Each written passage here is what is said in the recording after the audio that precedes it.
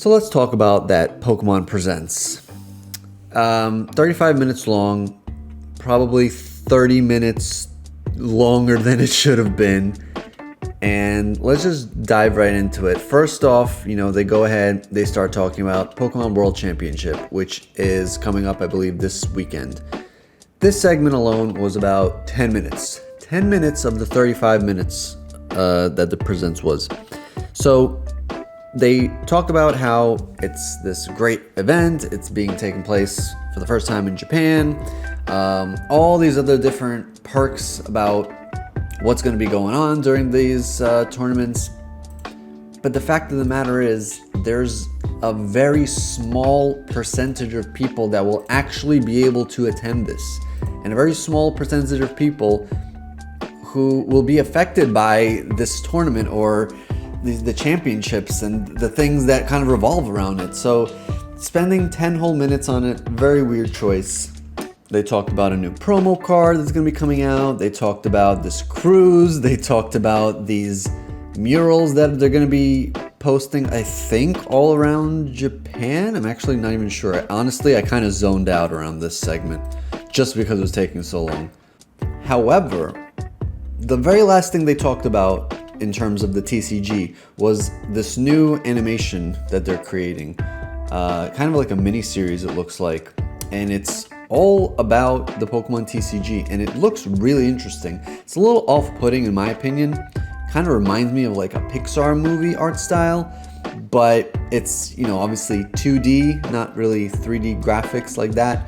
But it's also with Pokemon, so it feels weird seeing Pixar-esque characters and Pokemon characters side by side. But the general concept looks really cool. It's like a bunch of kids who play in this club in school. They play the Pokemon cards and they imagine kind of the battles between the Pokemon. So it has like this weird correlation to like Yu-Gi-Oh, where in Yu-Gi-Oh you'd be playing with the cards, and in the anime they would have these holograms that fight, whatever. Pretty neat concept. So I'll give them that. That was pretty cool. After that, we jumped straight into Detective Pikachu 2, and it's a 3DS game. It's a 3DS game on the Switch. It looks really rough. I never played the first one. I know some people might be pretty excited about it, and that's great. The story could be interesting, but honestly, I'm probably not going to pick it up just because I'm not really too much into detective type games, and the graphics for this just look so last generation. It reminds me of at one of the Game Award shows a few years back where they revealed the Fast and Furious game, and people would just bash on it all the time, saying it looks like a PS2 game, and this was like during PlayStation 4 era. Anyways, kind of getting sidetracked. Detective Pikachu coming out October 6th. Probably not gonna play it. Then we got a neat little trailer for the Pokemon anime. The issue is there was just no dialogue there besides Pikachu speaking at the very end of it, so it didn't really show us anything new. And since it's been out in Japan already for a few months, I feel like I've seen a lot of stuff already through Twitter and whatnot, so it's not really that interesting, honestly. I know they're trying to promote it, that it's coming to America, or rather it's being localized worldwide, I'm assuming, for a lot of different countries, but it doesn't seem that interesting, this trailer at least, on its own. Then we move on to Pokemon Go, and as I mentioned in my predictions video, they brought up Pokemon Go Fest. This is happening on August 17th to 18th in New York City, and then at the end of the month, they're doing this, the general Pokemon Go Fest where everyone can attend, since it's kind of like a remote thing. They've been doing it for the past few years. So that's all, great. I knew about it. I feel like a lot of people who follow Pokemon and Pokemon Go know about it as well, so nothing really crazy there. They did announce that Pokemon from all the regions are finally coming to Pokemon Go, which kind of surprised me because I know they introduced Gen 8 recently, but they didn't really release all the Pokemon in Gen 8 in Pokemon Go, only like a handful. So the fact that they're now going to be, I guess, pushing the rest of Gen 8 and then slowly going into Gen 9, just to finish it off, it's going to be cool. Finally, Pokemon Go has all the Pokemon, essentially, or at least all the generations in the game. It only took them like 7 years, but whatever. Then we finally get to the big tease of that flashy M that we got a few days ago in that teaser trailer. What was it? Was it Mewtwo? It was. But it was not as exciting as you might think. So, news to me, Mewtwo was apparently already in Pokemon Unite. Even if it was like about a week before this Presents aired, he was still in the game. Like he was released not that long ago. So they kind of promoted it as if he's a brand new character.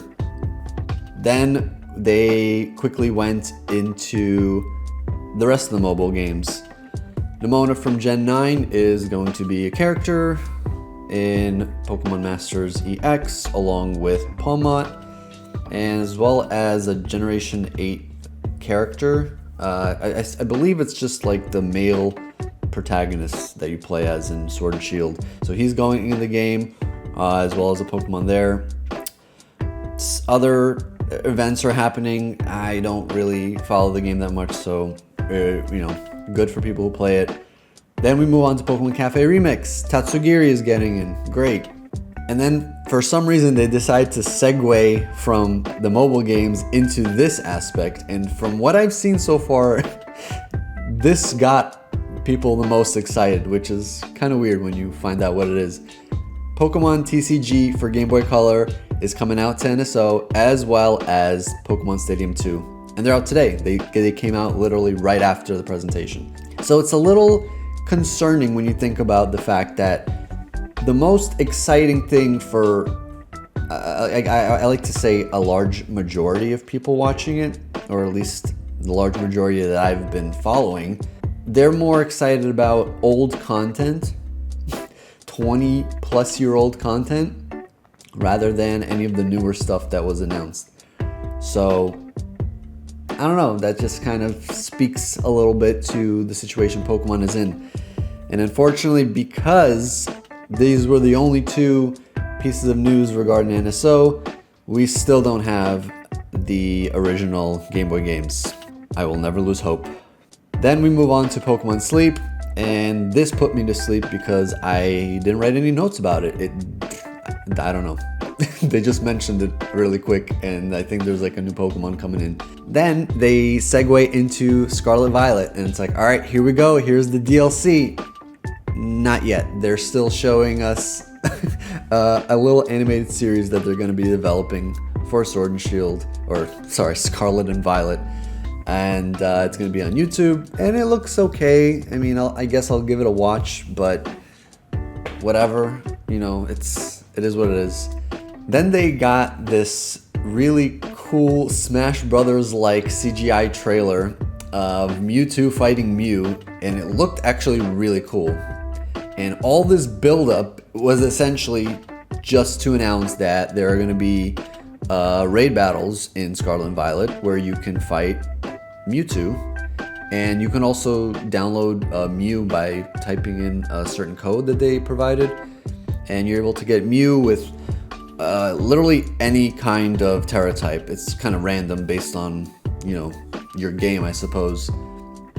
So that's neat, but I think this was the big thing that they were hyping up with that teaser, the flashy M. I think this was it. And just to kind of highlight, Mewtwo is going to be in a raid. You can fight Mewtwo. Okay, I don't think that's that interesting or that exciting. I mean, it's cool, but is it something worth to like focus the main teaser trailer of yours about? Like, they didn't need to hype it up with that flashy M. I mean, I thought he was gonna get a Paradox form, and he didn't. Jumping into Paradox forms really quick, we then get a trailer for the new DLC for Scarlet and Violet, And there's a couple of new Paradox forms that are really weird. We got a new Paradox form for Raikou, which when I saw it, my first thought was... It's a giraffe! And then we got a Paradox form for Cobalion. So a past Paradox form of Raikou and a future Paradox form of Cobalion. This is kind of just mirroring what they did a few months back with Suicune and Virizion, where they also got Paradox forms. So I guess at some point, possibly in the second DLC, we're going to be getting not Terra type. We're going to be getting a Paradox form for Entei and Terrakion. So cool, but you know, not amazing, I guess. It's just like, okay, cool. I mean, man, Raikou just threw me for a loop when I saw him. We also got some new Pokemon, and that's cool. I always love seeing new Pokemon. There's a new evolution for Applin. His name is Diplin. At first I thought it was like a apple covered in wax, but then I looked into it and it was actually, you know, a caramel apple, and that made a lot more sense. And that's cool. We also got a new evolution for Duraludon, and I forget the name of his evolution, but essentially he goes from being a building skyscraper into evolving into a bridge. So I don't know, man. Some of these Pokemon designs are getting crazy and weird, but I'm all with it. I'm all for it. So we got a bridge Pokemon now. And finally, we got the release date of Part 1 DLC coming out on September 13th. So we're just about a month away from that. So at the end of the day, that's all that was announced in this Presents. I think 90% of it I called almost like to the T. And it's funny because all I did was look at last year's presentation and just kind of predict it in certain ways. And they almost followed that format completely. They announced the Pokemon Go Fest. They talked about the TCG Championship.